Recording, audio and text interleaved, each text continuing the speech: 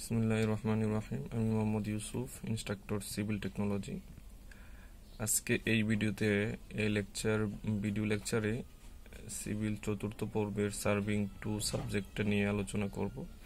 তো এখানে আমাদের আলোচ্য টপিকস হচ্ছে লেবেলিং এ অসুবিধাদি ও ভুলভ্রান্তি। এটা হচ্ছে আমাদের নবম অধ্যায়, আর এটা হচ্ছে এই অধ্যায়ের দ্বিতীয়তম লেকচার, মানে পার্ট 2। এখানে আমাদের আলোচ্য বিষয় হচ্ছে কিছু সমস্যার সমাধান, মানে এই অধ্যায়ের কিছু সমস্যা নিয়ে আমরা আজকে সমাধান করার চেষ্টা করব। আর বলে রাখি, এটা খুবই একটা ইম্পর্টেন্ট সমস্যা এই অধ্যায়ের জন্য। এই জন্য অবশ্যই মনোযোগের সাথে এটা দেখতে হবে এবং নোট করতে হবে।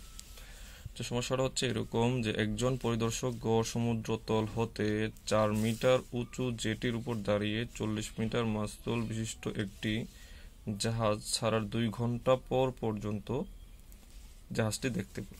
যদি জেটি হতে পরিদর্শকের চোখের উচ্চতা 1.5 মিটার হয়, তবে জাহাজের গতিবেগ ও দূরত্ব কত ছিল?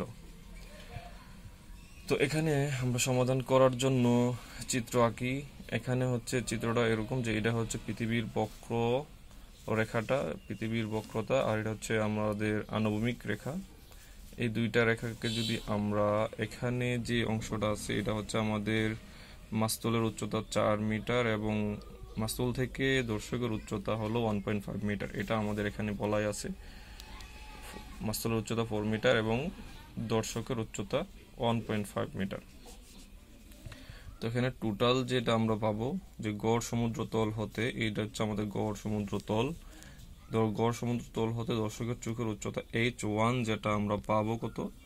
H1 সমান মাস্তুলের উচ্চতা প্লাস দর্শকের চোখের উচ্চতা, তাহলে আমাদের 5.5 মিটার পাবো। আর এখান থেকে এই যে দূরত্বটা, এটা D1 দেখতে পাচ্ছি, এটা হচ্ছে দিক চক্রবল দূরত্ব। এটা হচ্ছে দর্শকের চোখের উচ্চতার জন্য দিক চক্রবল দূরত্ব হচ্ছে D1। আর এখান থেকে আমরা H2 যেটা দেখতে পাচ্ছি, এটা হচ্ছে জাহাজের মাস্তুলের দূরত্ব, যে বেগে চলতেছিল 40 মিটার উঁচু মাস্তুলের যে দূরত্ব, মানে উচ্চতা, এটা হচ্ছে H2 দ্বারা প্রকাশ করা হয়েছে। এটা হচ্ছে H2 সমান 40 মিটার। আর দিক চক্রবল দূরত্ব এটা হচ্ছে মাস্তুলের জন্য এখান থেকে এতটুকু হচ্ছে আমাদের D2। তো এই দূরত্বটা আমাদের বের করতে হবে। দর্শকের চোখের উচ্চতা থেকে তার মাস্তুলের দূরত্ব পর্যন্ত যে একটা দিক চক্রবল দূরত্ব, এটা আমাদের বের করতে হবে। তো প্রথম আমরা জানি পৃথিবীর বক্রতা ও আলোর প্রতিসরণজনিত সংশোধনী H সমান 0.06729 d²।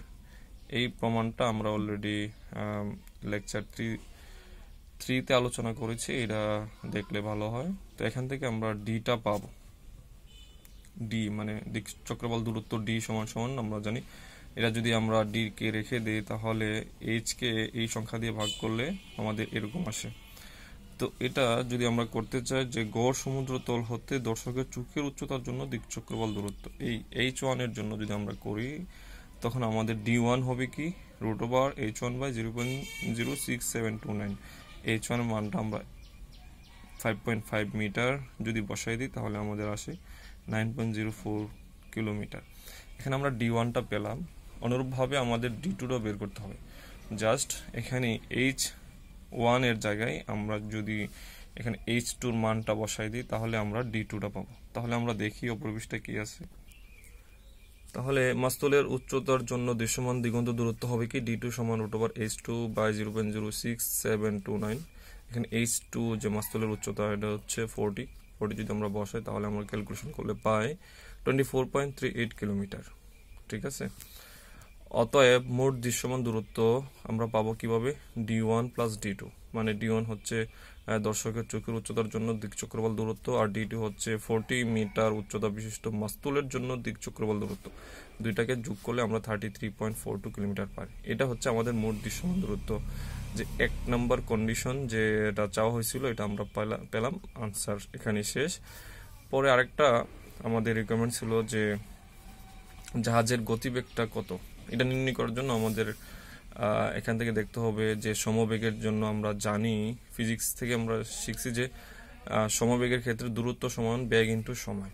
তো এখানে আমরা যদি বেগটাকে রাখি তাহলে দূরত্বকে সময় দেওয়া ভাগ হবে, দূরত্ব ভাগ সময়। তো এখানে আমাদের মোট দূরত্ব হচ্ছে 33.42 কিলোমিটার, আর সময়টা হচ্ছে কত, 2 ঘন্টা। 2 ঘন্টা আমাদের কিন্তু প্রবলেমে দেওয়া আছে।